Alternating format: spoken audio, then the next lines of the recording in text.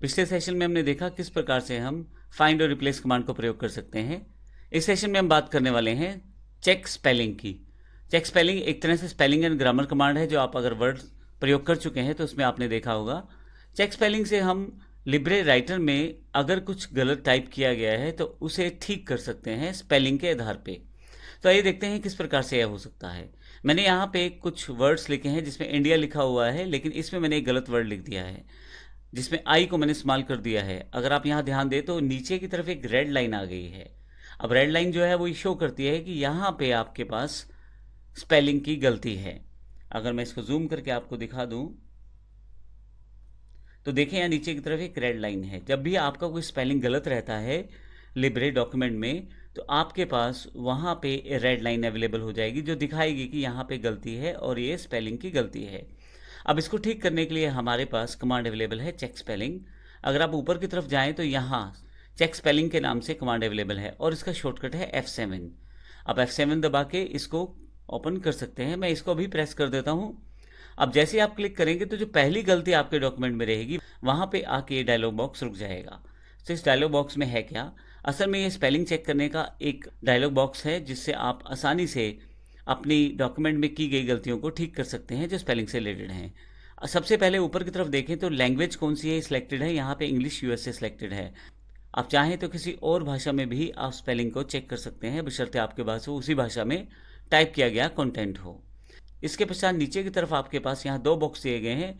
ऊपर वाले बॉक्स में उस गलती को दिखाया गया है जो गलती आपके डॉक्यूमेंट में अवेलेबल है, और नीचे की तरफ सजेशन बॉक्स में जो सजेशंस इससे मैच करते हैं उनको दिखाया गया है। जैसे ऊपर की तरफ रेड कलर में इंडिया दिखाया गया है जिसमें आई छोटा लिया गया है, जबकि सजेशंस में नीचे की तरफ देखें तो इंडिया, इंडी और इंडियन ये आपके पास 3 वर्ड दिए गए हैं। आप जिससे चाहें उससे इस गलती को रिप्लेस कर सकते हैं या ठीक कर सकते हैं।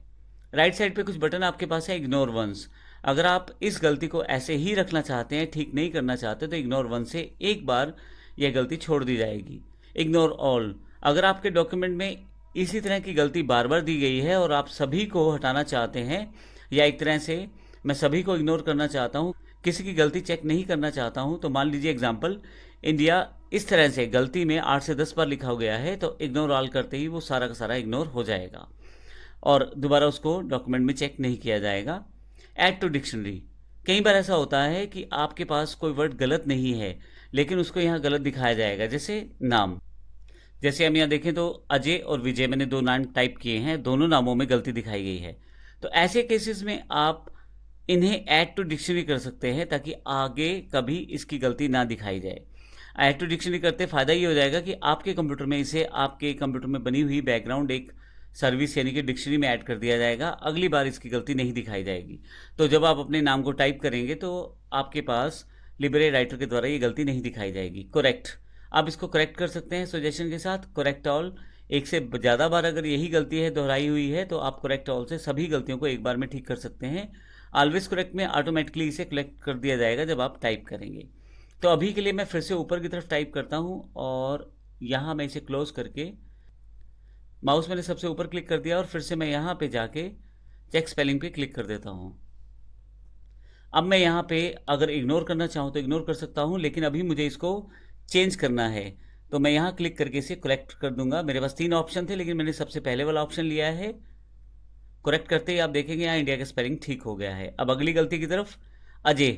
अजय अगर आप यहाँ देखें तो इससे रिलेटेड जो भी ऑप्शन हमारे पास लिब्रे राइटर में अवेलेबल हैं वो सारे दिखा दिए हैं, लेकिन अब मुझे इनमें से कोई भी ऑप्शन नहीं लेना तो मैं यहाँ से इग्नोर वंस कर सकता हूँ। अब देखिए वहाँ से गलती हटा दी गई है। इस तरह से विजय, विजय आपके पास टाइप किया हुआ है। इस तरह से सजेशंस में विजय का कोई भी अल्टरनेटिव आपके पास नहीं है और आप इसे संभाल के रखना चाहते हैं तो इसे मैं ऐड टू डिक्शनरी कर देता हूँ। तो अगली बार जब आप विजय टाइप करेंगे तो वहाँ पर गलती नहीं दिखाई जाएगी। मैं इसको यहाँ एग्जाम्पल के साथ दिखा देता हूँ। यहाँ मान लीजिए मैं विजय टाइप कर देता हूँ तो अब की बार देखें गलती नहीं दिखाई गई। तो इस तरह से आप चेक स्पेलिंग का प्रयोग कर सकते हैं और आप अपने डॉक्यूमेंट में की गई स्पेलिंग एरर्स को वर्कआउट कर सकते हैं। साथ ही नीचे की तरफ ग्रामर का ऑप्शन भी है। अगर ये ऑन रहता है तो बेसिक ग्रामर को लिब्रे राइटर चेक करके उसे भी आपसे करेक्ट करवा सकता है। नेक्स्ट जो कमांड हमारे पास अवेलेबल है वो हमारे पास यहाँ पे फॉर्मेटिंग मार्क्स के रूप में है Ctrl+F10। असल में ये कार्य डायरेक्टली कुछ नहीं करेगा, लेकिन इसका फ़ायदा ये है आपने अपने डॉक्यूमेंट में जहाँ पे भी टैब्स का यूज़ किया है, एंटर का यूज़ किया है, वो आपको दिखाई देना शुरू हो जाएगा एज अ डॉक्यूमेंट। मैं इसे क्लिक कर देता हूँ।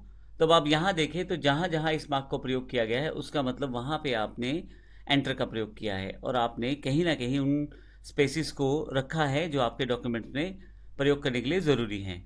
तो फॉर्मेटिंग मार्क से आप यदि देखें तो यहाँ पे लगभग हर लाइन के पीछे है और यहाँ आप देखें तो केवल दिखाने के लिए कि हाँ यहाँ पे आपके पास कुछ फॉर्मेटिंग अप्लाइड है, यानी कि आपने एंटर किया है या कुछ आपने यहाँ पे सेटअप किया हुआ है फॉर्मेटिंग का, उसकी इन्फॉर्मेशन यहाँ से दी जाती है। इसके अलावा डायरेक्टली या प्रैक्टिकली कोई भी कार्य इसका नहीं रहता है। आप इसे चाहें तो फिर से फॉर्मेटिंग मार्क से क्लोज कर सकते हैं और ये निशान यहाँ से हट जाएगा। तो इस तरह से आप फॉर्मेटिंग मार्क्स का प्रयोग कर सकते हैं अपने डॉक्यूमेंट में। हेलो फ्रेंड्स, ट्रिपल सी की सीरीज़ में आपका स्वागत है। मेरा नाम है वीरेंद्र सिंह।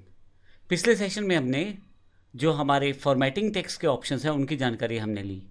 इस सेशन में हम उसी पार्ट को कंटिन्यू करते हुए कुछ और चीज़ें देखने वाले हैं। इसमें हम लोग अभी तक ये सारा प्रोसेस कवर कर चुके हैं, जिसमें paragraph indenting, bullets and numbering इत्यादि सब कुछ हम यहाँ से वर्कआउट कर चुके हैं। लेकिन अब हमारे पास अगली जो कमांड है वो चेंजिंग केस है। उसके अलावा हमारे पास कुछ ऑप्शन जो रिलेटेड हैं वो भी हम देखेंगे, लेकिन इसको शुरुआत करेंगे अगले सेशन में। धन्यवाद।